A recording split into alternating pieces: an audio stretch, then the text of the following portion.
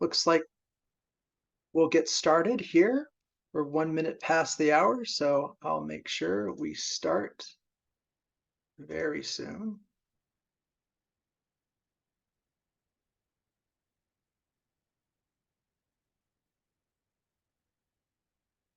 Hello, friends and colleagues, and welcome to the Tourism Skillshop, hosted by State of Washington Tourism, SWT.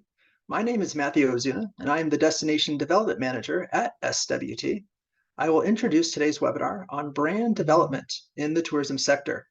Please utilize the chat function in Zoom to say hello and let us know where you are zooming in from today. Feel free to share your questions and comments in the chat box anytime during the webinar. You can also utilize the Q&A feature at the end of the webinar. Mike Moe will be joining us today. He is the Director of Strategic Partnerships and Tourism Development at SWT. Mike will monitor the chat and help address questions from the audience near the end of the webinar. But if we see something that's really important, we'll ask our panelists to take that question in a moment. Now, let me tell you a little bit more about this webinar series. The Tourism Skillshop is one of many industry educational programs from State of Washington Tourism. This webinar series will engage with colleagues across the tourism sector and broaden their industry knowledge, skills, and network. Each webinar will highlight a specific issue or skill for tourism professionals to ponder and discuss with industry experts. State of Washington Tourism will host live webinars of the Tourism Skillshop on the third or fourth Thursday of every month from 10 to 11 a.m. These webinars are free and open to all tourism stakeholders. The webinars will also be recorded and shared with registrants as well as other users on the SWT YouTube channel. For Tourism Skillshop and other industry updates, visit the SWT industry website, sign up for the Industry Update newsletter, and follow SWT on LinkedIn. Tourism stakeholders may also join the SWT Facebook group for further discussion on topics related to the Tourism Skillshop and other industry news, issues, and events. Now, let's dive into today's webinar. Thoughtful branding should communicate values and purpose to customers, enabling brands to stand out and connect with specific target audiences. However, there comes a time when tourism professionals should consider a rebrand to guide long-term growth and market adaptation. In this webinar, attendees will learn when and how to rebrand, with or without the help of a brand agency. An expert panel of tourism practitioners will share their knowledge and experience of brand development through research, auditing, and assessments, combined with strong project management and budgeting skills. Panelists include Megan Dompe, Director of Coburg Main Street and owner and founder of Dompe Design Company, Shelly Stevens, Regional Marketing and Tourism Developer at Tri-County Economic Development District, TED, that's in Northeast Washington, and Taylor Pulsipher, Taylor, Art Director at Visit Vancouver, Washington. Megan, well, let me share, audience, let's dive into the backgrounds of our panelists just so you get to know them a little bit more. Megan is joining us from Coburg, Oregon, just outside of Eugene, just north of Eugene. With a passion for community development, Megan spearheads initiatives that enhance local vibrancy and economic growth. Beyond her role at Coburg Main Street, Megan is the owner and founder of Dompe Design Company, a versatile firm specializing in marketing, graphic design, and event management.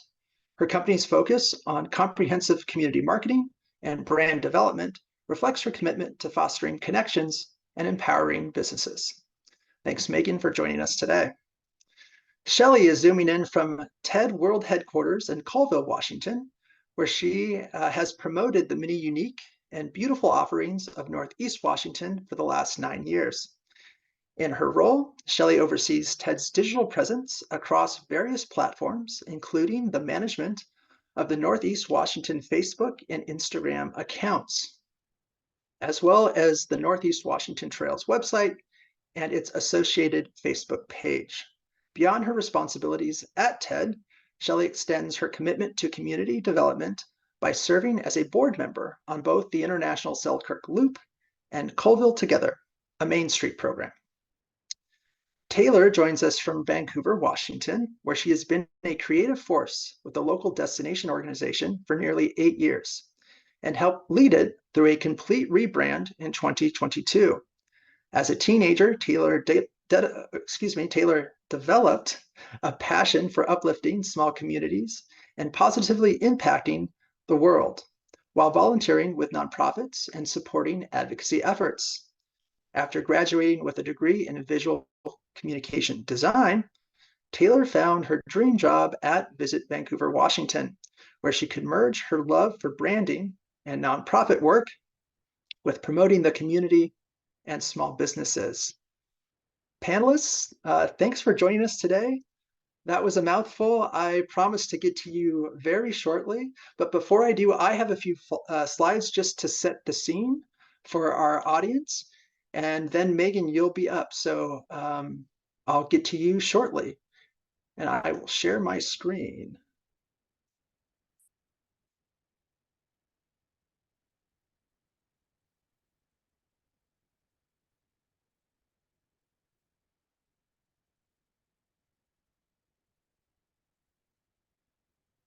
Okay, folks.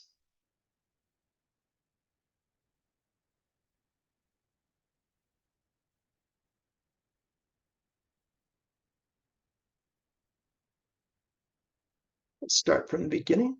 My apologies. So thanks again for joining us today on this branding webinar. We have a lot of great examples from Megan, Shelly, and Taylor. But before I do, I just want to kind of provide some additional context for all of you before we kind of dive in to brand development. I just want to give you just a quick background of what brand development is. We've probably heard of brand development, brand identity, brand management. It's all brand strategy. It's the careful calculation and planning through research and data of developing marketing assets. Make sure you do your market analysis. You kind of find out the differences between other competitive brands in the marketplace. All of that takes into account in brand development.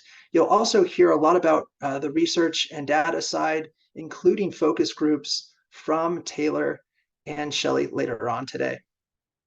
But more importantly, folks, a brand, it identifies the company, the organization, even a destination, and it also invokes emotion while building trust with consumers. It's very important that your brand express a personality, a character, and you really need to know who you're speaking to with this personality. So again, do your research, crunch your data, and figure out who your target market is, your target audience.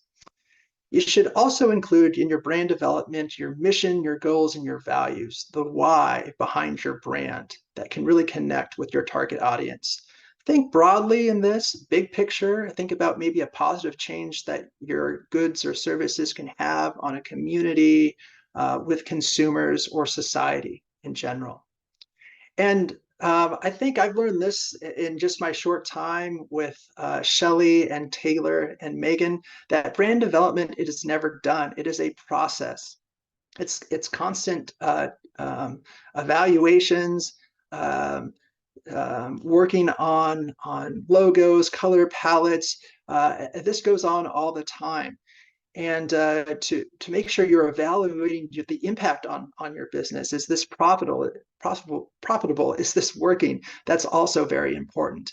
And again, there will be a time when you will most likely have to rebrand, and Megan will walk us through that entire process.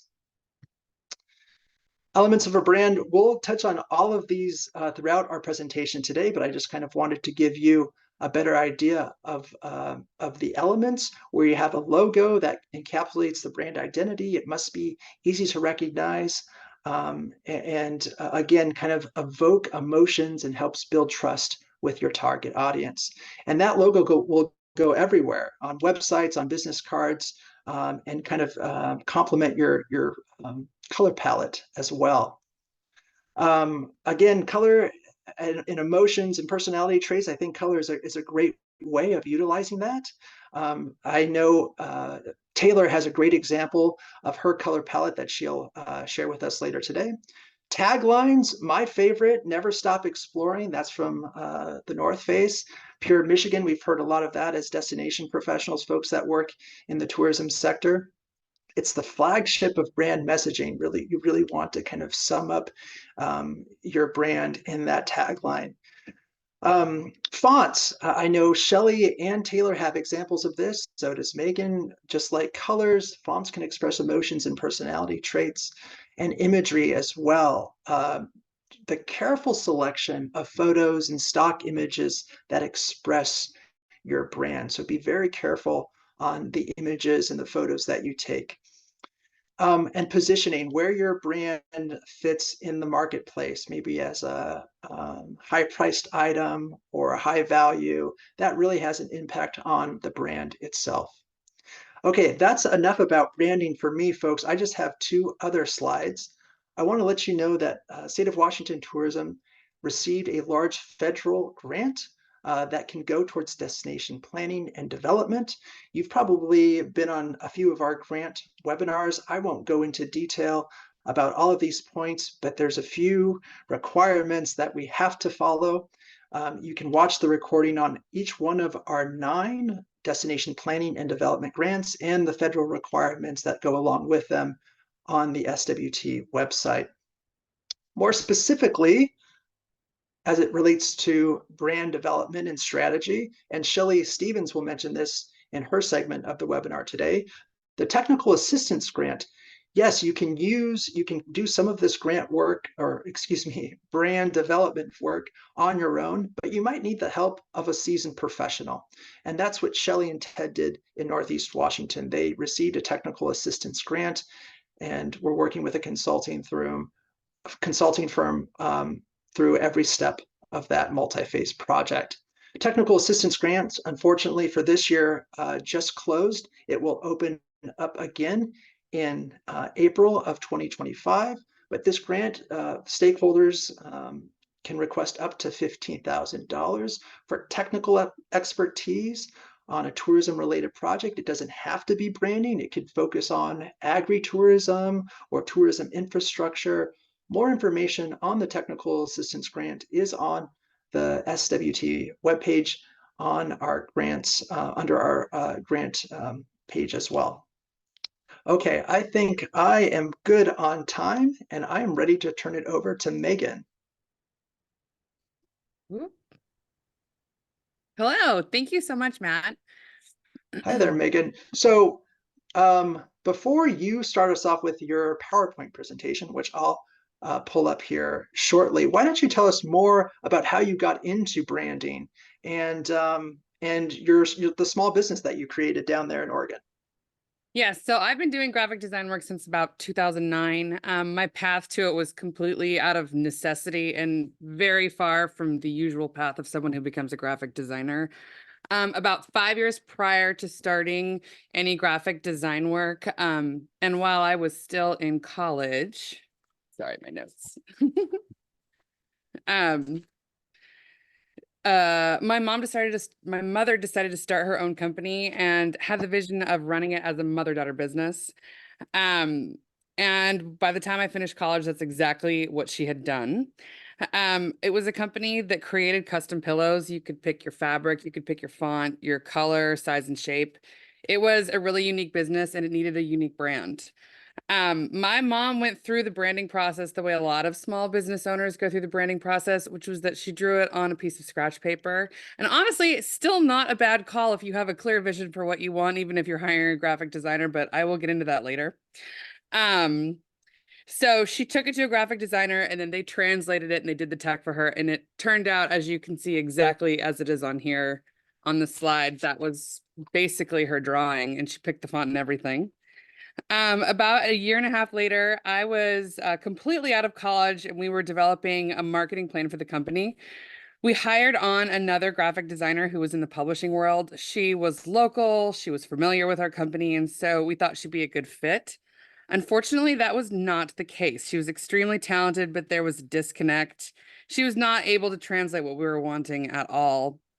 And back then, and we were also looking for somebody who would be able to build us an affordable website. Mhm. In 2006, Wix, Squarespace, and most social media did not exist at all back then. And all quotes for our initial build for an e-commerce site started around 12,000, and the most expensive was actually 45,000 for what we were wanting for a website. And it was all well worth it because that was the price of getting a website back then, and still is, depending on what you're wanting. But for us, that was not in the budget. We didn't have that kind of budget. We were starting from scratch, and we weren't willing to spend that. And I remember telling my mom, very naive in my 20s, for 45 grand, I will build this website and do all the graphic design work myself. Well, that's And how it while that started. was, yes, exactly. And, while that was a naive statement, that was a bit of a light bulb moment because that's exactly what I ended up doing. And that's okay. And it was a lot of work. A ton of work, but we got it figured out. So yes. After I ended up rebranding Pillow Talk, which you can see on the screen, the PT was our second logo that I ended up doing. My first logo, and I'm looking at it now going, you know, it's just, it's very nostalgic for me. And then I ended up building the website as well. Our company had completely changed in 2016. And the original logo still looked great, but it no longer represented what we were doing. And so that was the need for the rebrand. We were working with interior designers, we were working with design professionals, and it was just time for something new. Right.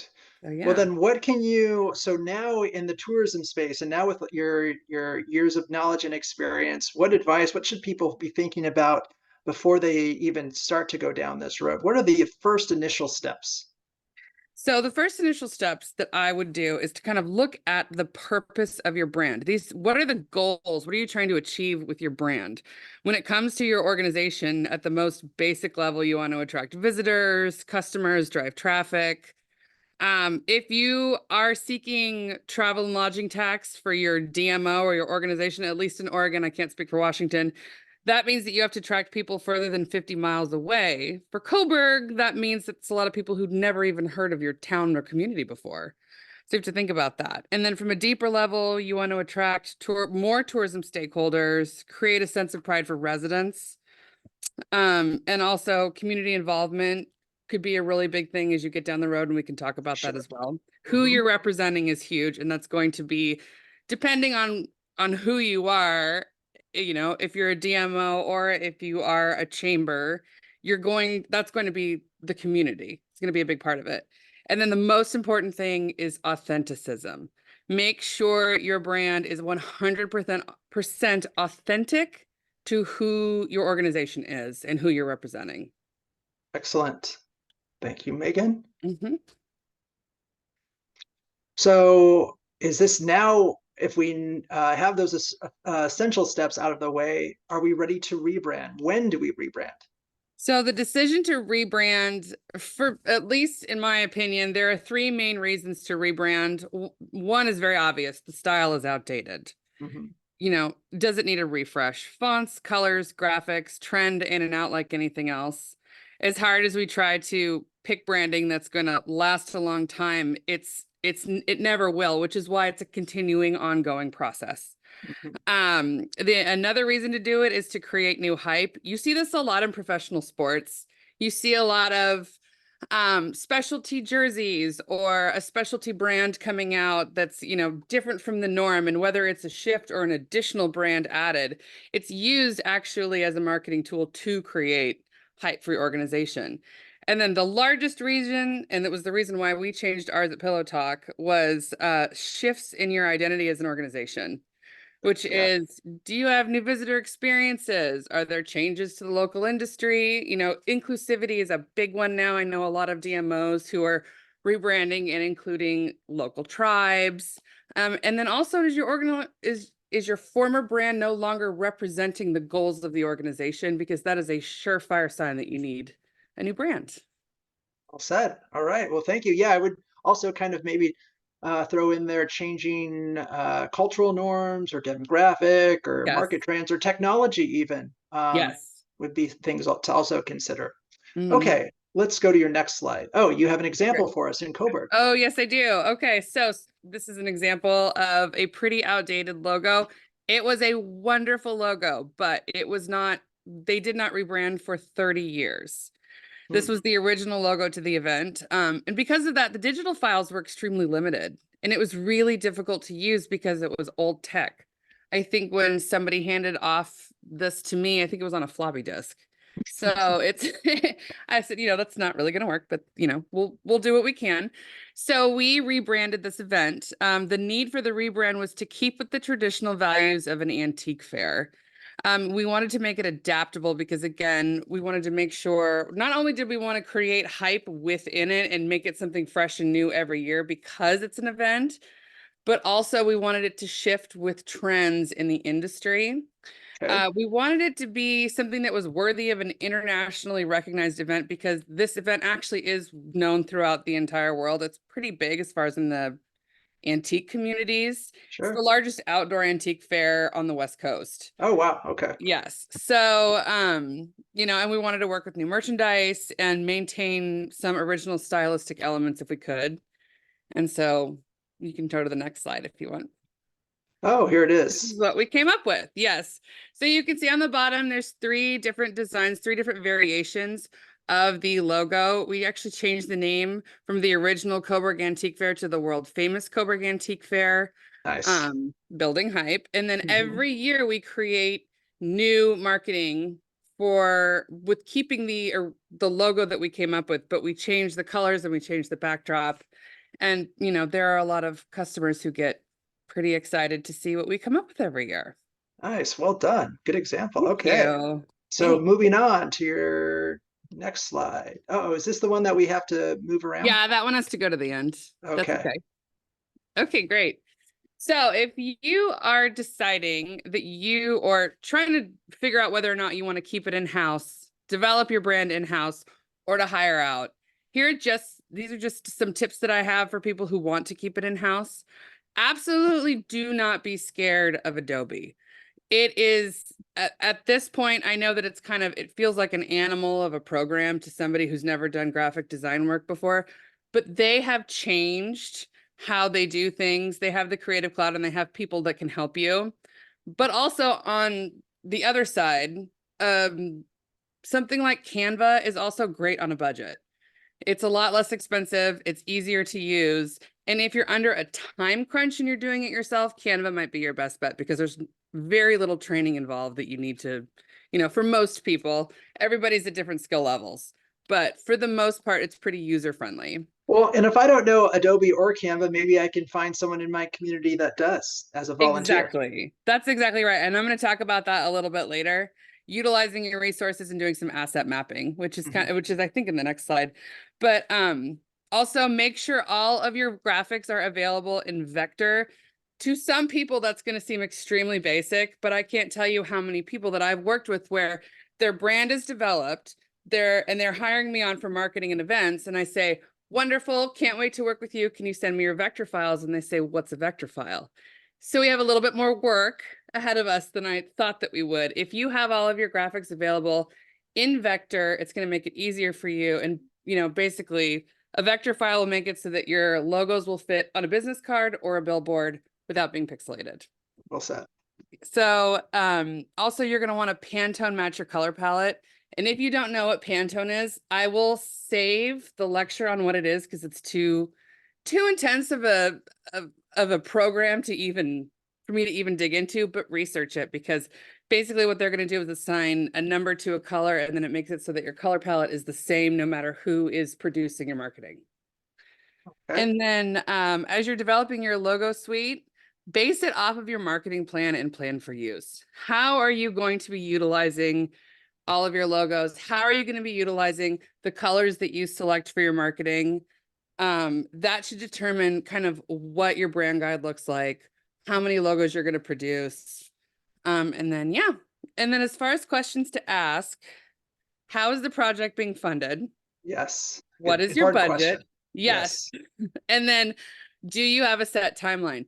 Timeline is huge, Matt. I know you know this. Questions 1 and questions 3 could be connected because if you get a grant, you're probably going to be on a timeline to finish your project, more likely than not. Also, who is running lead and who are the stakeholders that should be involved? And when to involve them. And when to involve them. Exactly. Yes. That's really important. Where along the steps? So yeah. Okay, speaking of steps. So this is just one way of developing a brand on your own. This is completely adaptable to your capacity, how many people are on your team. But the first thing that I would do would be asset mapping. Who do you have within your community that can help you? What are their creative strengths? Do you have a sponsor that is a graphic design company? That would be huge. Working on trade is pretty big. I've traded lots of sponsorships to my event to get things that I need. And so that would be an asset. Who within your organization has, is creative? Who can galvanize a team? Who's good at recruiting ad hoc committee members for ad hoc committees, that kind of a thing. Just kind of sit down and write out basically all of the assets that you have kind of within your network and how you can utilize it for this project.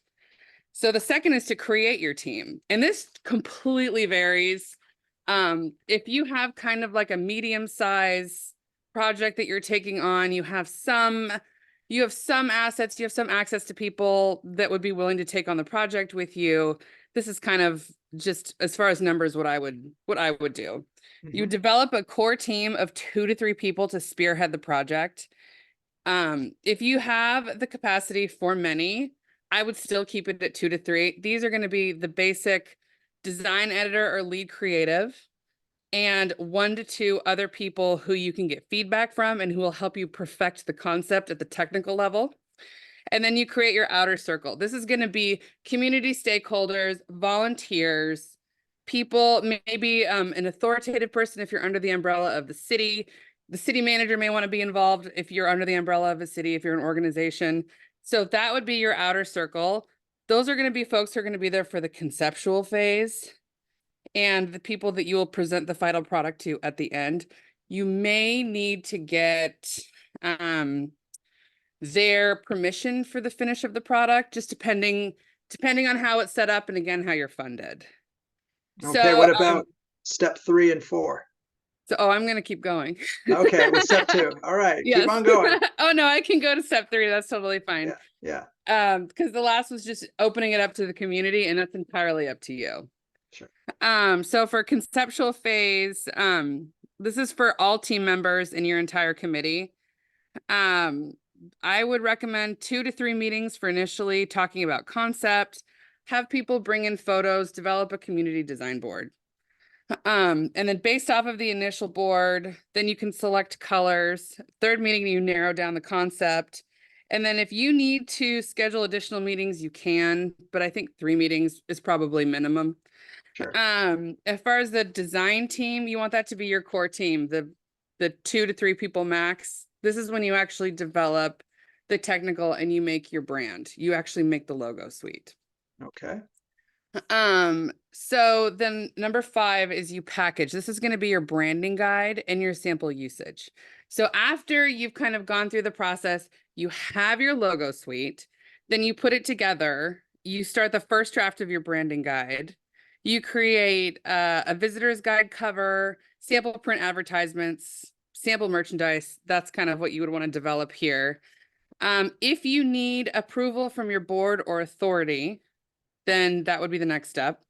Not everybody needs it. Some people want to add it, but that's up to you. Number 7 would be unveiling of your new logo. So you or otherwise known as the launch, correct? Yes, exactly. Launch or unveiling. And so you present your final product to your committee and your community. You can create hype with a small community event. It's always a good idea. And also a tip would be, again, really leveraging your community stakeholders. See if somebody is willing to sponsor the event for you. And you can do trade advertising and kind of get them in there that way. And then number 8 is implementation.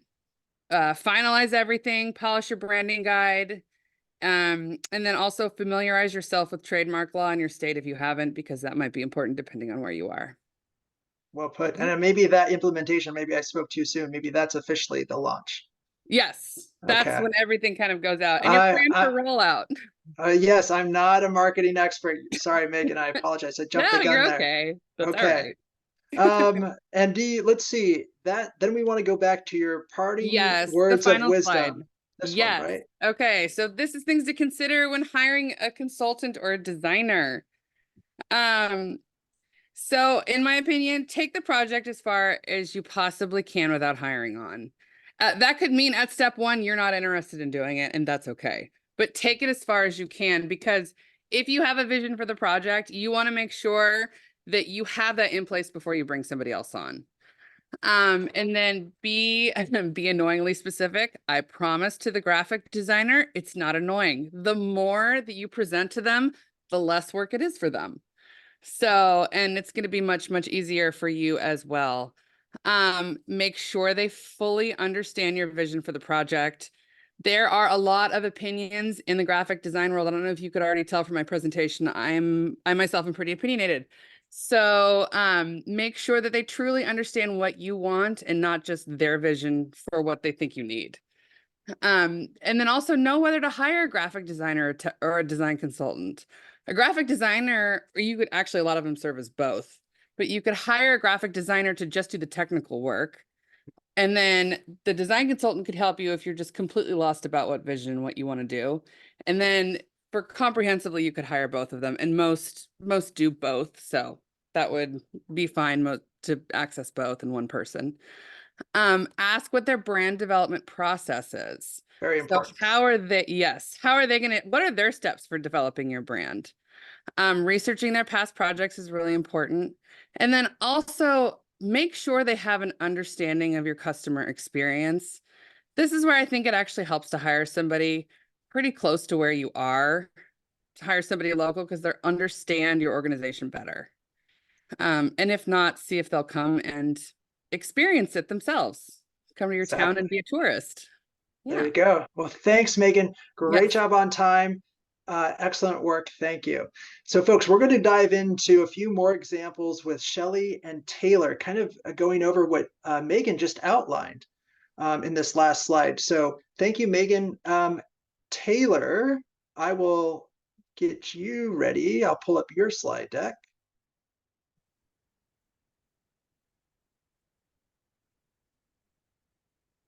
All right, Taylor, are you ready? I am. All right, there you are. Okay, and I will make sure folks can see this in full screen. So Taylor, tell us a little bit more about your background and Visit Vancouver, Washington, no longer USA. Yes. So I've been with the company for almost 8 years. I started off as the digital media coordinator, and then I got promoted to graphic designer, and now I'm the art director.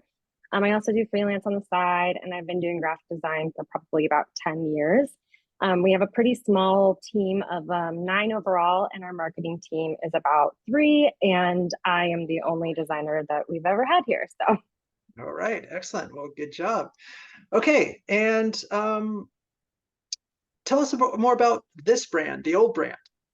Yeah, so the reason we decided to initiate a rebrand in the end of 2019 was our branding at the time was over a decade old. And when it was created, we were far more focused on meeting and business travel. In the 10 years since it was created, our destination completely changed. We had $1 billion waterfront project. We really started to pivot more towards leisure. And so we just realized that we needed to create a new brand that kind of spoke to that where we were now. So we actually initially started by hiring out a company based out of Tacoma named J. Ray. And they got the ball rolling and started off with a bunch of different focus groups that went through the end of 2019. We did those with residents and visitors, business owners, and a lot of stakeholders. And then once we kind of got that going, we were about to start onto the next phase where we actually started development. That was when the 2020 pandemic happened. And so we put it on pause until 2021, when my director of marketing came to me and said, "Hey, we trust you. Would you be willing to take this on in-house?" And I said yes, which was probably a little crazy, but I did it. And so, yeah, The that's how rest we was got here. the rest was history. Well, Yeah. can you tell us a little, you kind of talked about why, did you want to mention mission or goals or values at all anymore? Or should we move on to your next slide or your brand I mean, story? we just like everything was kind of changing. We had a new CEO in Oh, place. We that's right. had a new director of marketing. Like the whole company really was starting to evolve. The marketing team was actually new as of when I started in 2016. So we really had just been very sales focused. And so everything was starting to pivot. And so we decided that it was time to adapt. So when I took over, I really wanted to make sure that I was creating a brand that spoke to who we were. So we created a brand story that I have here. And we kind of wanted to like figure out how do we position ourselves? Like we're located in between two major cities of Seattle and Portland. We're not very well known. We share a name with a much more famous city up north. And we also, part of our other issue with our last brand was we constantly were getting mistaken for BC because that USA was just so small. So what we kind of came up with was this, which is we're situated north of Weird and south of Sound. Vancouver, Washington is where being in between feels just right. And we may be close to everything, but we're far from typical. And so we just really wanted to make sure that we we're telling our story, how we got started, and trying to stand out as a destination that isn't very well known and again shares a name with a far more famous destination. Well done. I love this. Oh, and here's more examples. And the color, I think that's we wanted to kind of dive in and kind of explain the color palette. I think that's your next slide. Yeah. Yes, here it is. Yeah, so that previous slide was the logo that we ended up, or that I ended up ultimately creating. And so using that, I wanted to create a color palette. You can change the next one. That I really wanted all these colors to be very true to the destination. I wanted people to be able to see these colors when they were here. And I had a little bit of a background in like color theory and stuff, which is way too detailed to dive into in the 10 minutes I have, so I'm not going to. But each color does evoke sort of specific emotions, and I really wanted to make sure that we were putting out the right colors to match our brand. And then to add an additional step of personalization, we named all of these based off of where I pulled the colors from. So we have like Fort Vancouver Evergreen, Vancouver Yellow, and then we actually went to a local paint company and had them create these colors that people can go in and request by name. And then we hired an artist to create a mural that's right outside of our office as like a tourist piece using those colors. Well done. Yeah, I love the beer color, blue, green, shades of green. Yes, love it, love it. Okay. Oh, and here's more. Oh, these are the names. Okay. Yeah, this is like just our kind of quick reference style guide. It has our logo, it has our two main secondary graphics that I created along with that. And then it also has all of our typefaces and our colors. With the typefaces, I really wanted to make sure that we were projecting the same image that we were trying to with our brand story, that we're open, we're inviting, we're strongly rooted in history, but we're constantly innovating, and then also project an air of strength and stability. I also wanted to make sure that none of these fonts were going to be too trendy because we had gotten into that trap in the past of using super trendy typefaces and those go out so quickly that I wanted to make sure these were going to have some longevity to them and that they were easily accessible and usable by the whole team, from the marketing team to the sales team to the CEO and all of that kind of stuff. So yeah. Interesting, fascinating. Well done. Now you did most of this in-house, but you started with a consulting firm. With the research and the data and the focus groups and whatnot. So how we're kind of running out of time, but I want to ask you, what did you learn from this? What advice would you give to others folks that are attempting to do that or start with a consulting firm or do it in-house? What advice would you give them? So I can only really speak from my experience, which was very unique, but the best advice that I can give is sit down and take an inventory of everything that you're going to need, because every single collateral piece that you use internally and externally is going to have to either be redesigned or updated. So sitting down and creating an inventory of everything that you need to redo, and then also a timeline, is going to keep you from getting too burned out, knowing that you also have your other job on top of this. And then something I did that was really helpful was I created a mood board that had like our old branding, where I wanted to go, like inspiration, our local competitors, just so I could have a quick reference while I was working. Consider the usage, like where is this going to be used? Is it mostly digital or is it mostly printed? Is it a combination? Make sure that you are actually printing things out and looking at them and seeing how they're going to work, because they need to have a very versatile usage. And then do your research and have reasons for your decisions. Don't just make design decisions because they look good. You need to have reasons for every decision that you make, because that's going to add to the authenticity. But then also somebody comes back and questions you and is like, why did you use this yellow? You can be like, well, actually I pulled this yellow from here, and you have reasons for it. And then finally, create a style guide and design standards guide. Yes. This is going to be super helpful when you're implementing this, because you're going to have people in your company who don't know anything about design, and being able to send them something so they know correct usage is super, super helpful. Well done. Well said. Thank you, Taylor. And I think that's it. Anything else from you? No, but No, good luck if you do it. okay. Thank you, Taylor. Okay, Shelly, I will stop sharing my screen and allow you to share your screen. Okay. Do you want me to go ahead and dive right into that? Yeah, well, yeah, tell us a little bit more about TED Northeast Washington, and how you kind of got involved in this branding project. Yeah, well, thanks to State of Washington Tourism, we can kind of throw it right back at you guys. A few years ago, well, let me back up and say, so Tri-County Economic Development District is the designated economic development district for the three most northeast counties in Washington: Ferry, Stevens, and Pend Oreille. And so we serve all three counties. So we're kind of this quasi-government, but not, we're a bizarre, enigmatic organization that's hard to figure out sometimes. But we've been doing destination marketing for about 9 years now, going on 10 years. And a few years ago, we took part in the Rural Tourism Support Program that State of Washington offered, which was basically a strategic planning process for tourism and what we wanted it, and more importantly, what the people that already lived here wanted it to look like in the next 10 years. And out of that experience came the need for a new brand. So Excellent.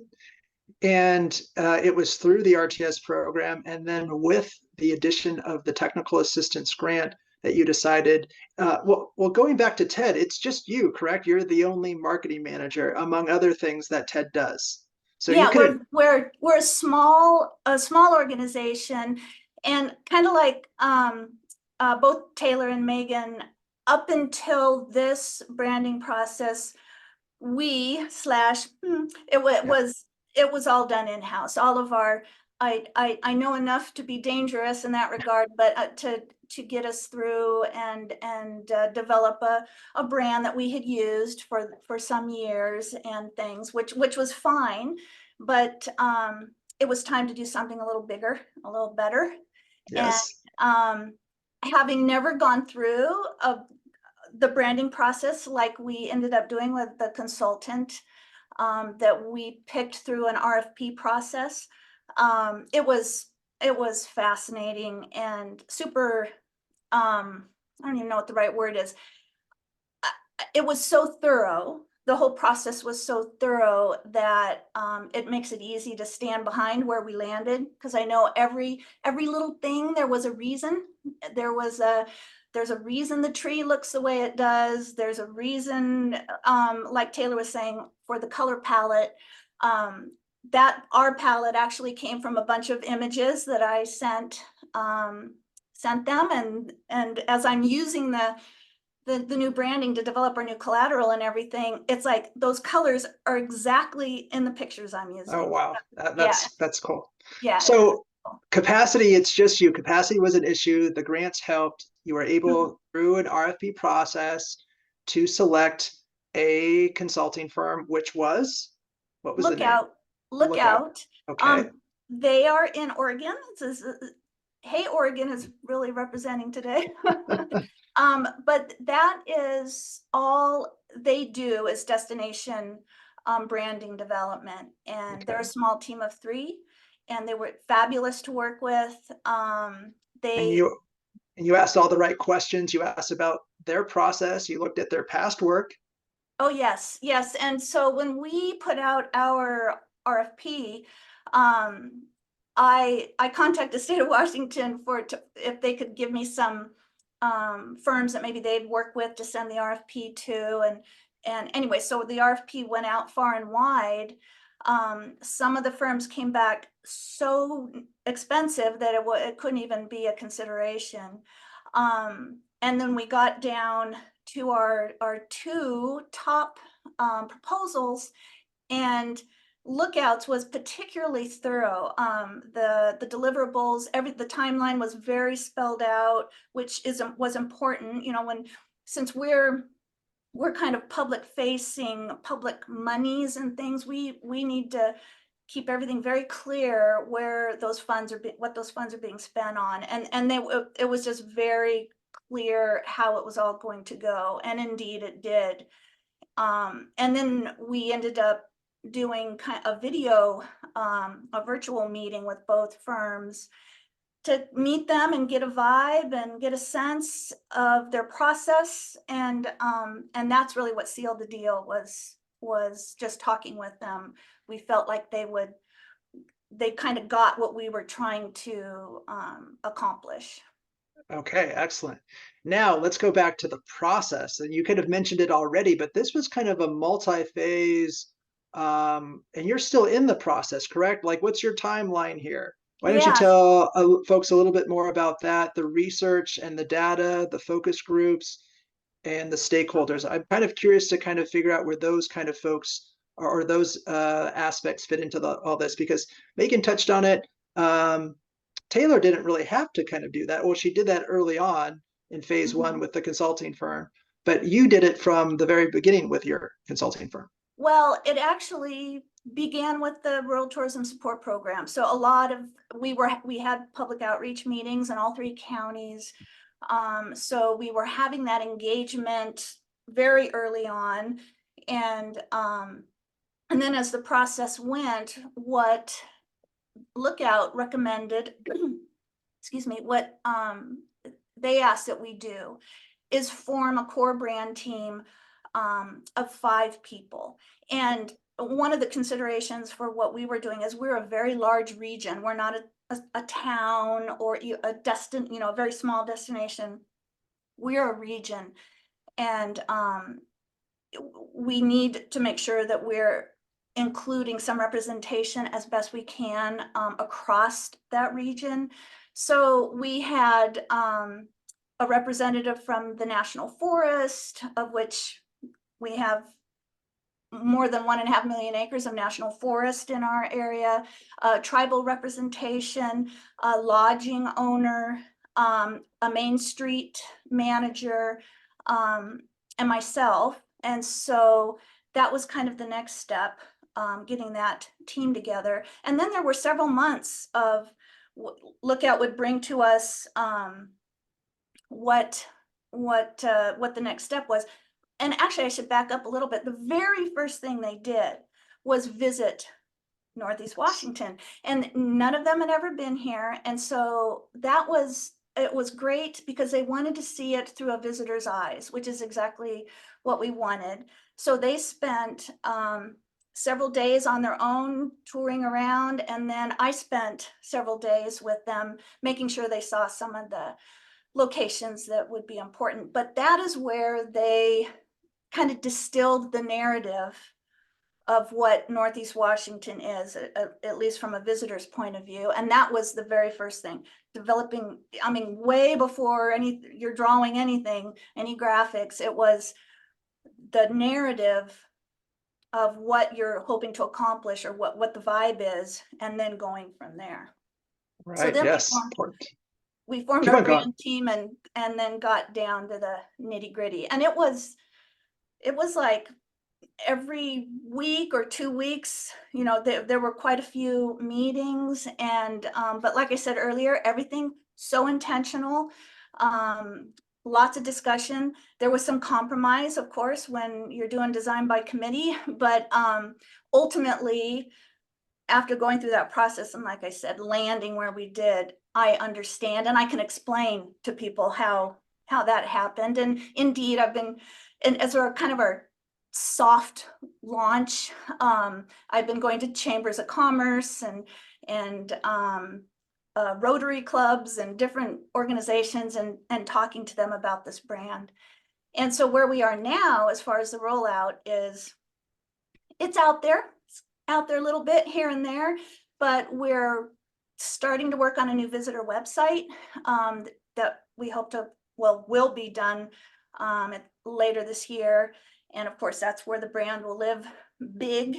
And then we're also, again, thanks to the State of Washington Tourism, we received a grant that we're producing a series of videos with our new branding. And so all of those pieces will come together for the big ta-da. But it's out there and people are starting to see it.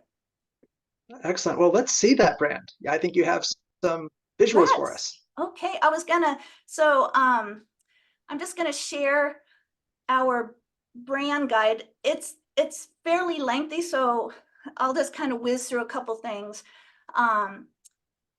So there's just some information, some background. So if someone was reading this, they'd kind of know how this all started. Some of the information that the team from Lookout came up with about Northeast Washington, the types of audiences, little avatars, little personas. And then here is some of that positioning narrative. And I won't linger on here, but it really explains the experience and why our tagline is wonderfully wild. I was just going to ask you about that. Yeah. Shelly, you have about 2 minutes left. Oh, so can okay. you, I would love to know more about the tagline though. Yeah. So, well, it's because the idea is that while we have lots of wild spaces here, you're never too far from a charming little town or a brewery or art gallery or something like that. So whatever your idea of wild is, you can find it here. So, and that just really resonated with us. They gave us some kind of examples of copy. And then ready, here's the logo. Yes, here it is. I love the moose. I think that's so unique to that part of Washington. I don't know where you can, I mean, I guess you can find a moose at other kind of northern parts of the state, but you've seen them. They exist in your gosh, in your I've neck had of them in woods. my yard. Yeah. Yeah. Okay. Wow. That's very unique. Yeah, and so what in the guide, we have a winter version and the regular version, examples of different colorways, a horizontal version, and colorways, how not to use the logo. Ooh, nice, very important. And then these are just the avatar, the social media avatar, what it would look like, and then the elements that go with. This is our color palette. Mm-hmm. And again, it was kind of funny because at first we had multiple palettes to choose from. And at first this wasn't one of my favorites, but again, as I'm going through and putting this collateral together, and it's like, oh my gosh, these colors are Northeast Washington. They're good. These are our fonts. And then some other, the icons that we can kind of mix and match. The water icon would not make any sense on its own, so don't use that on its own. And I will say that one of the things early on that we really wanted to make sure the logo communicated was that we have green trees and lots of water in Northeast Washington. A lot of people think that anything east of the Cascades is going to be dry, but that is not true. We have so much water and so millions of acres of trees. So we wanted to make sure that those elements were included. Here's all the file types, some examples. Well done. Yeah. So well, Shelly, excellent work. I asked and Megan and Taylor, feel free to join us, and folks think about questions that you might have for our panelists, but I'll ask Shelly, the same question that I asked Taylor, like, what did you learn from this experience? What parting advice would you have for folks going through a similar process? Well, I have to say that having been up until this point, always a cheapskate, and doing it myself as best I could, which was generally good enough. But we are a small organization with not a huge budget, and getting over that this was going to cost a chunk of change took a little, but again, after going through the process, I understand now. I understand where that expertise is very valuable, to have those fresh eyes, to understand how to end up with something meaningful. I get, sometimes you got to write the check. Yeah, I think Megan would agree with you on that one. I think Taylor would too. Okay, Mike, I'm looking to you. Any questions in the chat? I think I see one in the Q&A from Nicole. Yeah, Nicole asks, can Taylor speak more to what Visit Vancouver did with the information gathered from the focus groups? How did that help form the new brand and story?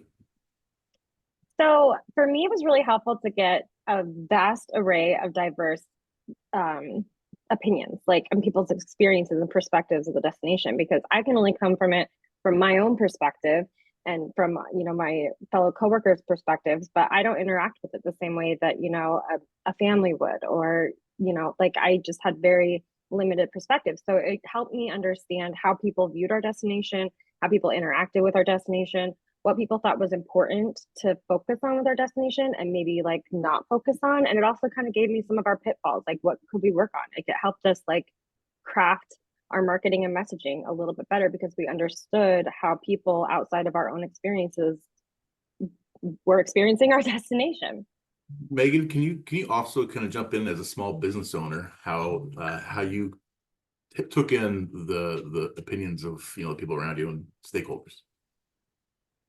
Well, I will say this, the community that I'm working in is around 1,300 people, but that community has they're very, very proud of Coburg. They're proud of who they are.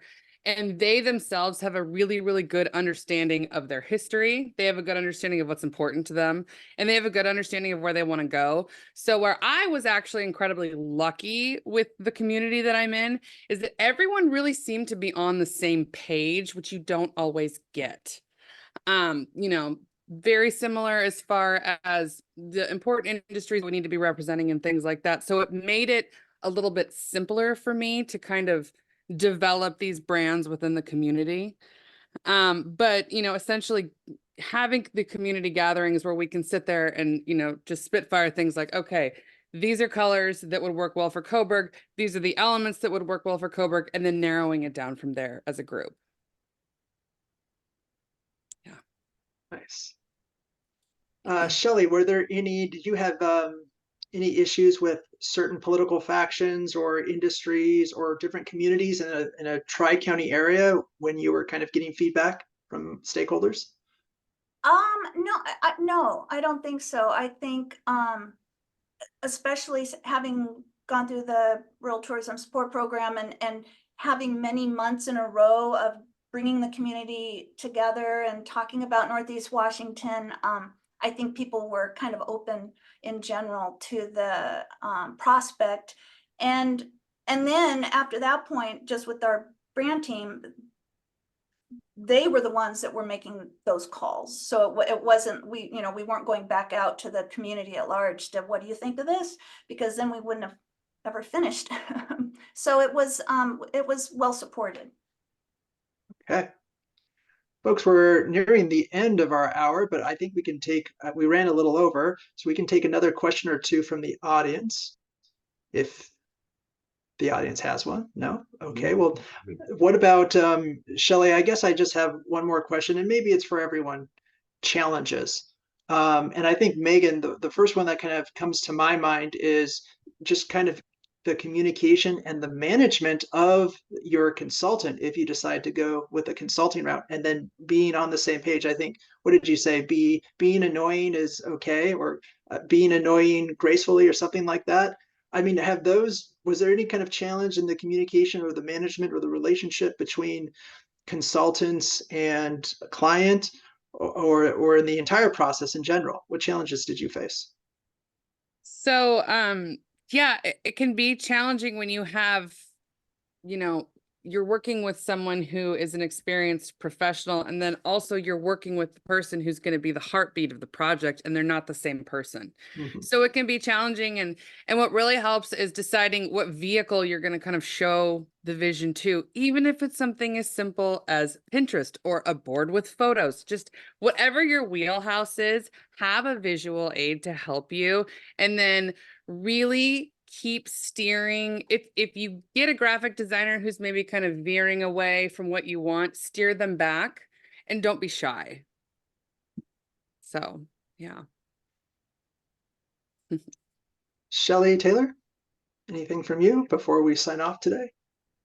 I think we really leaned on Lookout for, we were paying them for that excellent expertise and organization, and they really delivered on that. I mean, they kept things moving. They had a process, a time, they really stayed on that, which was helpful, of course. And then the other kind of unrelated but related challenge was that we're dealing with such a large area, and to come up with a brand that could resonate over such a large area and so many different towns and experiences and everything.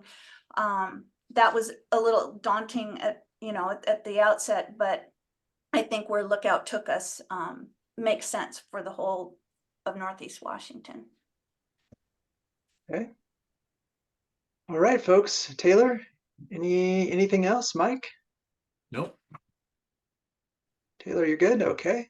Well, thank you, folks. Thanks, panelists and the webinar attendees for joining us today. You will get a recording via email of this webinar. You'll also have the contact information, email addresses for Shelly, Megan, and Taylor if you'd like to follow up with them with another question or advice. And stay tuned for next month. The Skillshop will dive into agritourism. So thanks again, and we'll see you soon.